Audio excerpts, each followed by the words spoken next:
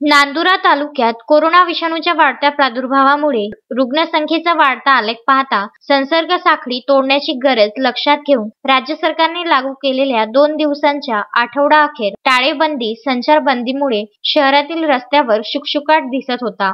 एरवी नेहमीच वर्दळीच्या व गजबजलेल्या छत्रपती शिवाजी महाराज चौक, महात्मा गांधी चौक, सुभाषचंद्र बोस चौक, मधुबन चौक यासह शहरातील इतर ठिकाणीही पोलीस बंदोबस्त लावण्यात आला होता। यावेळी खुद्द पोलीस निरीक्षक सुरेश नाईक नवरे यांनी रस्त्यावर उतरून संपूर्ण गावातून आपले सहकारी व कर्मचारी यांच्यासोबत पायी फेरफटका मारून टाळेबंदी दरम्यान अत्यावश्यक सेवेतल्या आस्थापना वगळता काही दुकाने उघडे दिसल्याने त्यांच्यावर कारवाई करीत टाळेबंदीच्या योग्य अंमलबजावणीकरिता परिश्रम घेतले। या प्रसंगी सहाय्यक पोलीस निरीक्षक प्रफुल्ल गाडेकर, सहाय्यक पोलीस उपनिरीक्षक चंद्रकांत मोरे, खुफिया विभागाचे रविकुमार राठोड, प्रकटीकरण शाखेचे गजानन जायभाये यांच्यासह प्रशांत धनगर, रामधन गवडी, अमोल राऊत आदी पोलीस कर्मचाऱ्यांसह गृहरक्षक दलाच्या जवानांची उपस्थिती होती। पुरुषोत्तम भातुरकर, विदर्भ न्यूज, नांदुरा।